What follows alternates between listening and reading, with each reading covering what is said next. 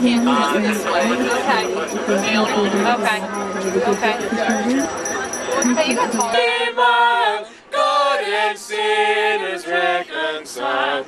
Joyful all ye nations rise. Join the triumph of the skies. With angelic hosts proclaim, Christ is born in Bethlehem. Hark the herald angels sing, glory to the newborn King.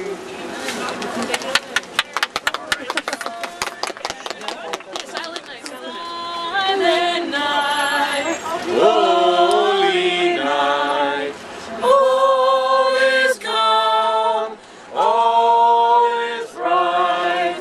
Round the Virgin Mother and Child, holy infant, so tender and mild, sleep in heavenly peace,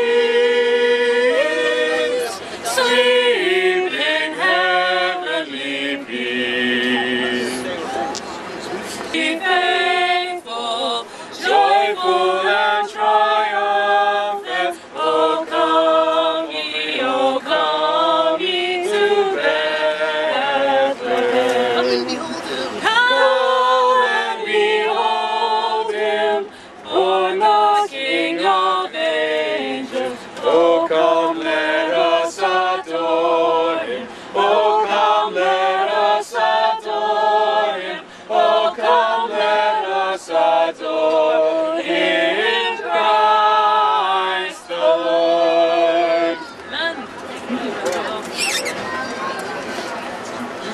Good afternoon, ladies and gentlemen.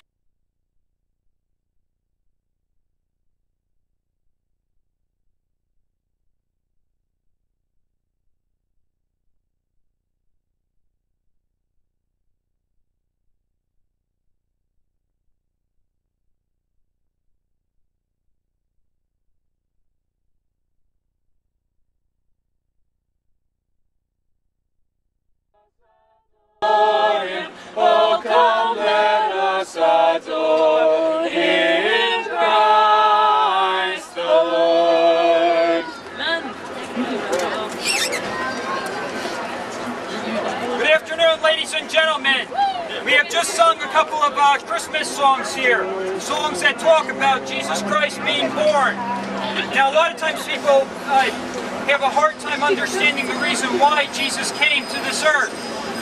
He came with a message of salvation for people, a message where he came to come and to save sinners. Now, one of the things that the Bible says, one of the things Jesus said, is he said, hold on just a second, all right, there we go. Enter ye in at the straight gate, for wide is the gate, and broad is the way which leads to destruction, and many there be which go in thereat. Because straight is the gate, and narrow is the way which leadeth unto life, and few there be that find it. When we read that text right there, Jesus is talking about two different ways. He's talking about two different gates. You have a narrow gate, a small gate, and you have a large gate, a wide gate. And then it leads to two different roads, a narrow road and a wide road. The way it describes the wide road is that many people go down that road. And it says that it leads to destruction. And then there's a narrow road, which there are few there be that go in thereat. That there's few people that go down that narrow road. And that's the road that leads to life. One of the things that Jesus said is he said, I am the way, the truth, and the life, that no man comes to the Father but by me. You see, the fact is that all of us have sinned against God. The Bible says that all have sinned and fallen short of the glory of God. It says that there is no unrighteous, no, not one. That we have all turned to our own way. It says all we like sheep have gone astray. Everyone has turned to his own way. And the Lord hath laid on him the iniquity of us all. So you might be wondering, well, what does that have to do? Okay, maybe I'm a sinner. Okay. You might... Well, one of the things that the Bible says, God gave his law, the Ten Commandments, and it was given as a moral standard that we were supposed to live by. But the fact is that we have fallen short of that standard. I'm going to go through the Ten Commandments that God gave for his law. The first commandment says, you shall have no other gods before me. What that commandment means is that we are supposed to have nothing else ahead of God. If we take anything that we have ahead and we put it ahead of God, if we try to take ourselves, if we try to take our things, our cars, our money, wafer, what you are doing is you're creating an idol and you're bowing down to it. You go and you pray to Mary. What you're doing is your guy. Well, the Bible does talk about God as being a loving God, but he also talks him as being a God of wrath too, because he is angry with sin. And if you try to create a God in your own mind, if you try to make up your own God, you are breaking the second commandment. The third commandment says, you shall not take the name of the Lord your God in vain. If you go and you use the name of God or you use the name of Jesus carelessly, then what you are doing is you are blaspheming God's name. You're breaking that third commandment. The fourth commandment says, remember the Sabbath day to keep it holy. 6 days shall you labor and do all your work. But the seventh day is the Sabbath day to the Lord your God. In it you shall do no work.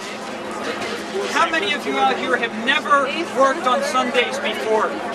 I'm sure there are, I know I have, and I'm sure everybody at some way or another has gone and worked on Sundays. If you have, then you have not given God His day, the day that is set apart, the day that is to be set apart for Him. You have gone and you have profaned His day, and you have broken the fourth commandment. Fifth commandment says, honor your father and your mother.